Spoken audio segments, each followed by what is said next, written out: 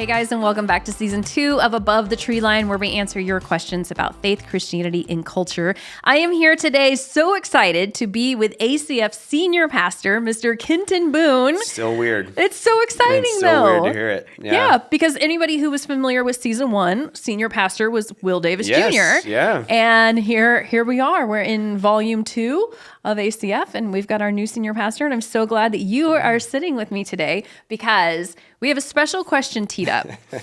So we received this question a lot during season 1, many, many times.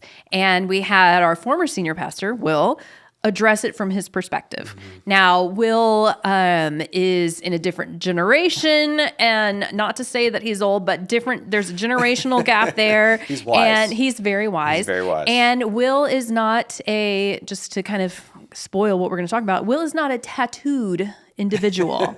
So the question that we received was that we know of. As far as we know that we've seen. So the question that we received is it sinful to get tattoos? And I think a lot of this comes from this verse in Leviticus that I want to bring up. Leviticus 19:28. Everyone's favorite book. Yes, everybody loves Leviticus. Genesis, Exodus, Leviticus. There you go. So you shall not make gashes in your flesh for the dead, or incise any marks on yourself. So a lot of Christians, and I grew up in a home believing this also, that it is a sin to put ink on your body. And if you want to be even more extreme, there's some people who are like, are tattoos the mark of the beast? So let's talk about this, because clearly you have tattoos. What do you make of Leviticus 19? Oh, well, I mean, you asked me this before we started, and my very easy answer is that I'm not Jewish. So Leviticus is Levitical law, right? It is a list of laws that are written to a people who are coming out of a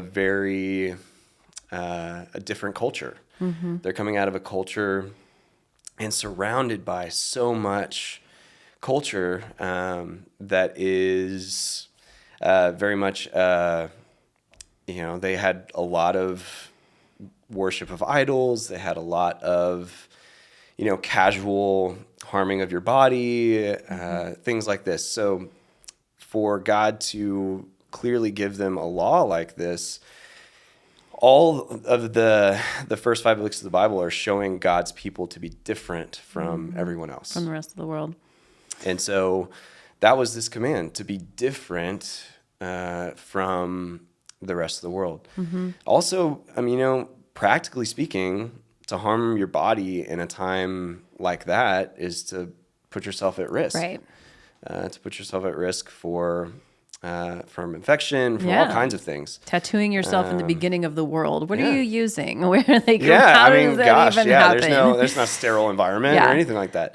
But was there an association that people who were doing that were like pagans? Is that? Yeah, pagan, even that word is just a notifier of someone who wasn't, a follower of a single God, or wasn't a follower of Yahweh.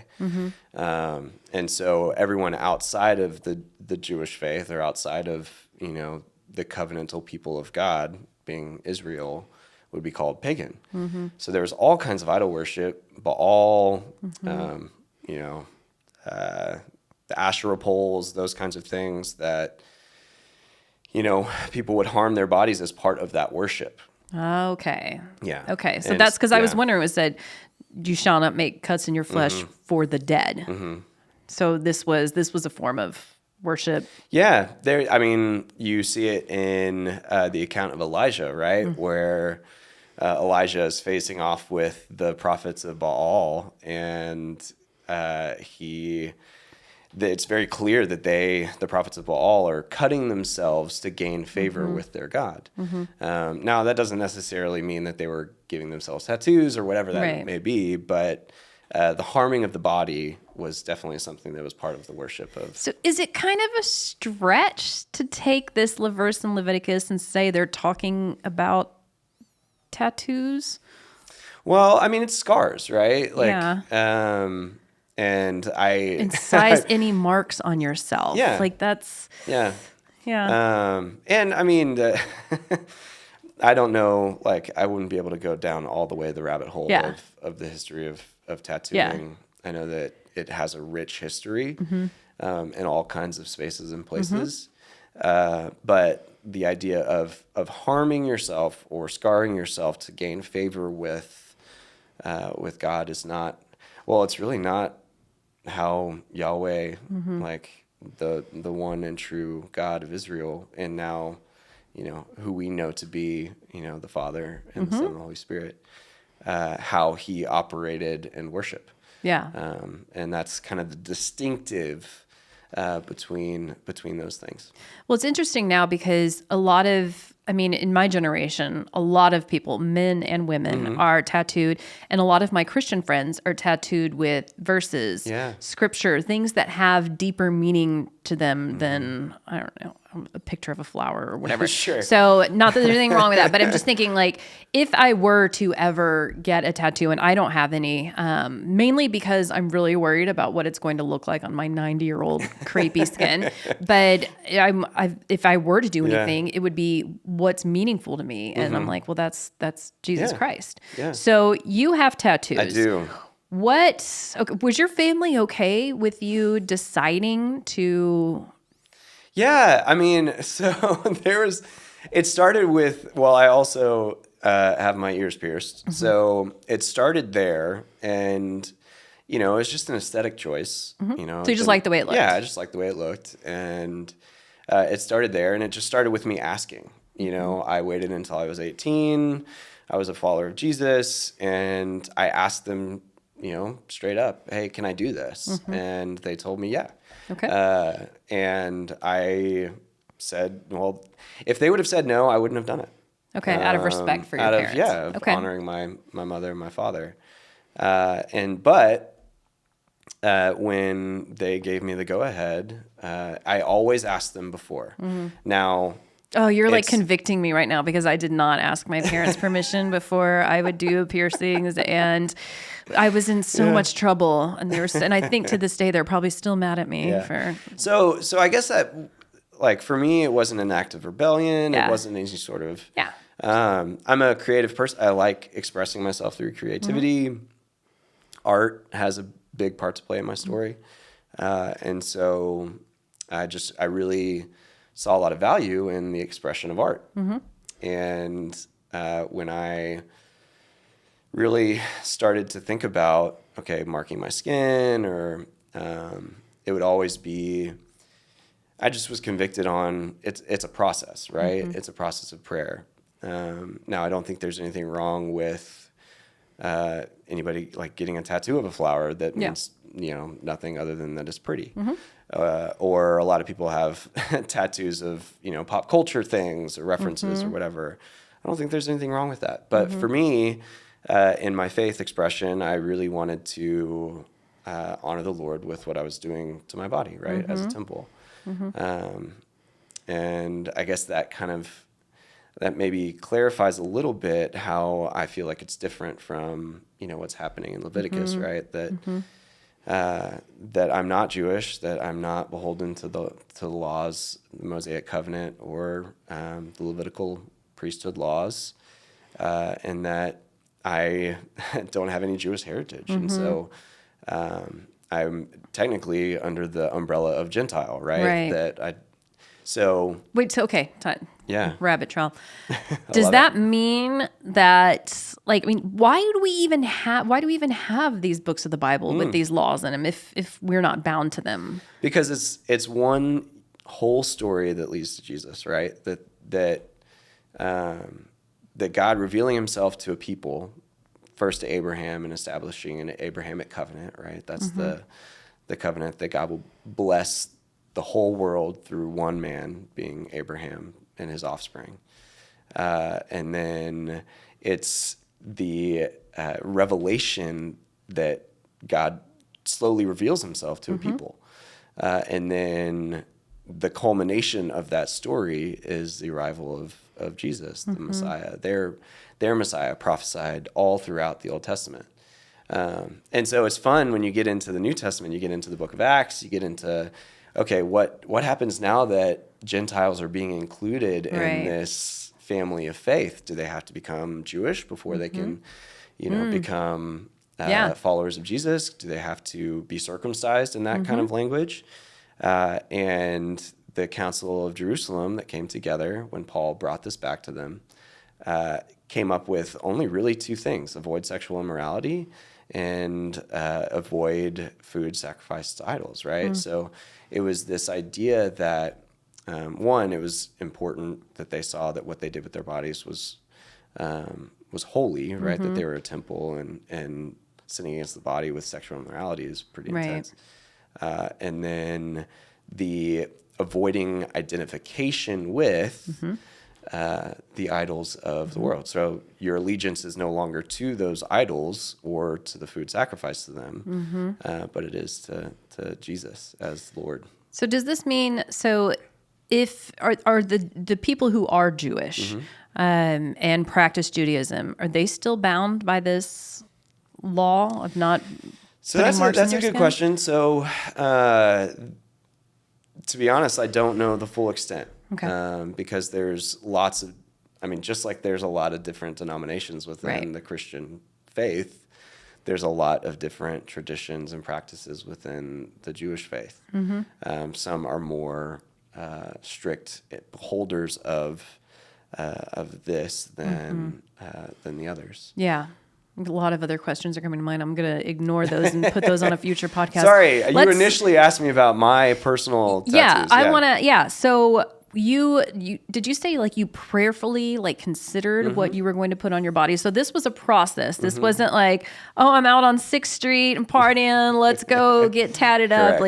There was a lot of thought that you put into this. Okay, so tell me about this. This is the one that's most prominent when you preach. Yes. This is a tree. It has roots.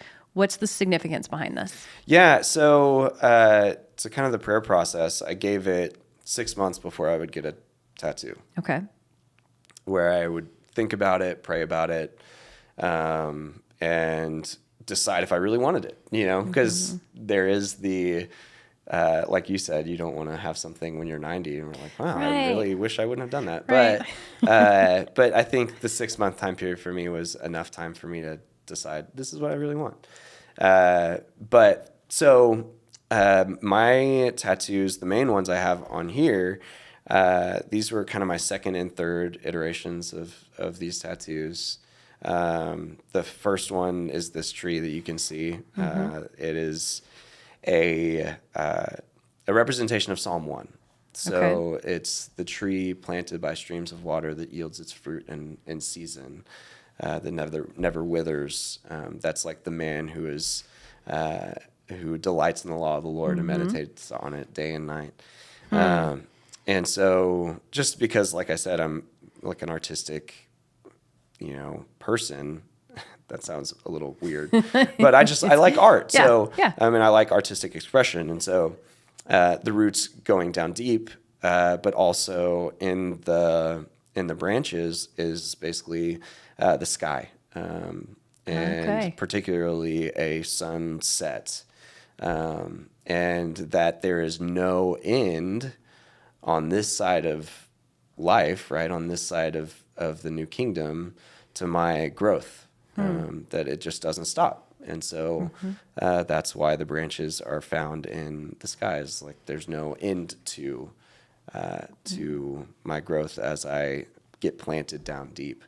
I love that. And what is this over here? Is this hills? This is actually a mountain. It's it's fun because I've had friends and connections do different designs of these tattoos. So people design these. Oh, okay. Yeah. And it's been a minute since I've seen some of them. Okay. But this one in particular is Long's Peak in Colorado. Okay. To connect it back to our founding pastor, Will Davis Jr., and how his desire to climb all the 14ers. So this one is Long's Peak, and it was actually drawn by my brother-in-law, David Regan. Oh, that's really cool. Okay. And I got this one based off of Isaiah 25, where there's a mountain called Zion, who we know to be Jesus and the kingdom that he's establishing, that there will be no more tears, that he'll swallow up death forever. Yeah. We just talked about this. I know. Yeah. And so that's what that is.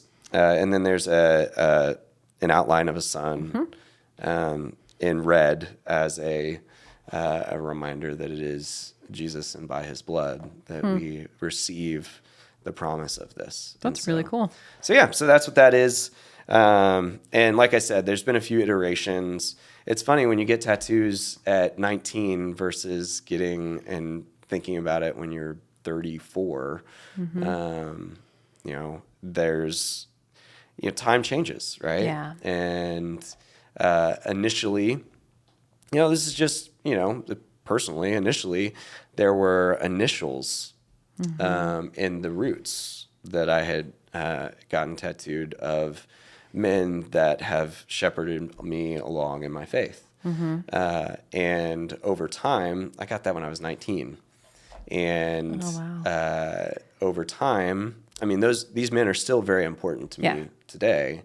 But some of them, no longer following Jesus. Some of them, like there's just stories there. And so, so you don't have the initials anymore. No. So I actually wove them back into the roots and kind of covered them up. Okay. Because, and I think it's important that you realize wisdom as you grow. And looking back on it, like my faith isn't really based in those people. Right. It's based in, my connection to Jesus Christ and the word that he gave us. And so those people still mean a lot to me, but they are not the source of my faith. Right.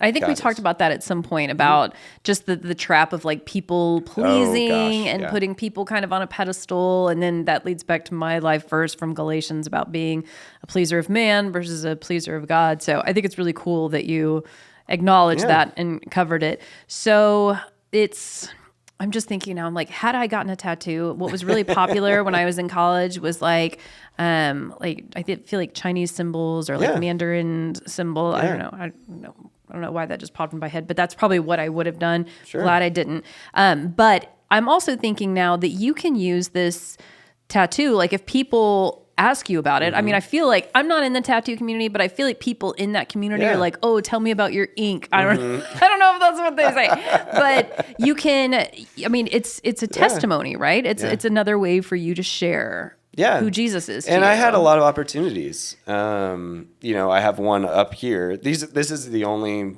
I guess you could call it 3 tattoos that I have. I have one up here that's the Star of David that has part of the section that says Yahweh and is written in red as the blood of Christ that unites us into the story of the Hebrew people and of God's covenant people. And I didn't have this. I had this, and I was working in an outdoor store, and I got a lot of questions about it. Just the question like, are you Jewish? Are you Jewish? The questions about that, and so I had an opportunity to share, that my allegiance is to Christ, and a lot of people ask all kinds of questions. Yeah. And so it's an easy one. It's an easy one. So what is it like? What do you say to maybe some church folks who are maybe if they don't like seeing tattoos, especially I'm thinking primarily an older generation. Does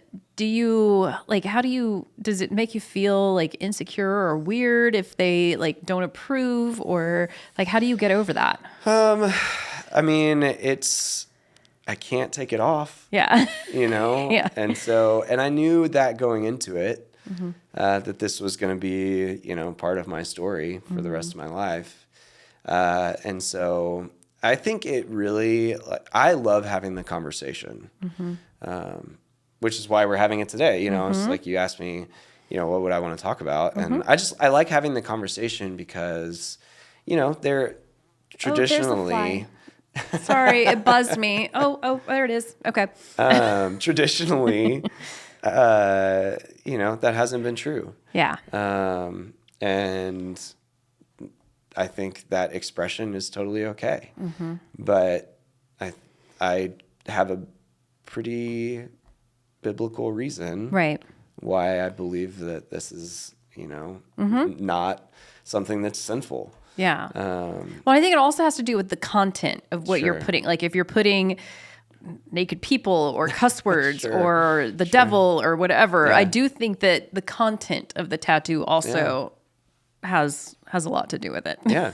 Yeah. And I mean, it's worth the conversation really Yeah. with anybody. And, it's a fun way to express yourself and to be you, and who God made you to be. And so, I love having conversations with all kinds of people about, their tattoos and why they got what they got. And, Yeah.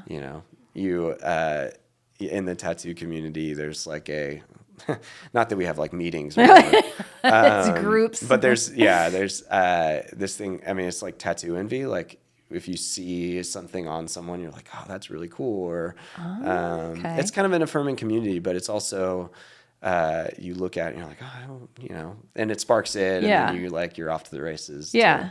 To think about what you could do next. Yeah. And it really, I mean, it is like, it's kind of like if you express yourself through your clothes, what you're wearing. I mean, obviously you don't wear makeup and the guys are very limited on hairstyles, but it is not a so way. much anymore, It's I kind know, of, that's true. But it is a way to tell your God story. Yeah. Well, that's awesome. Well, thank you so much. I've always been very curious about Totally. your perspective. We've had little conversations about it, but I was like, would be perfect to speak into this is our new senior pastor, Kenton Boone. So thank you so much, Kenton. I appreciate it. And I just want to tell you guys that are watching or listening online, if you have other questions about this, please feel free to send. I love getting questions where like, well, you said this, but technically the Bible says XYZ. You can send those all day at acfellowship.org/podcast. Love receiving your feedback. It's an anonymous form. You are free to put your contact information in there if you would like to be contacted. But if you have other questions for our new senior pastor, please feel free to send them to us at that same form. And thanks again, Kenton. And thanks, guys, for joining us. We will see you on an episode next week. Yeah, blessings.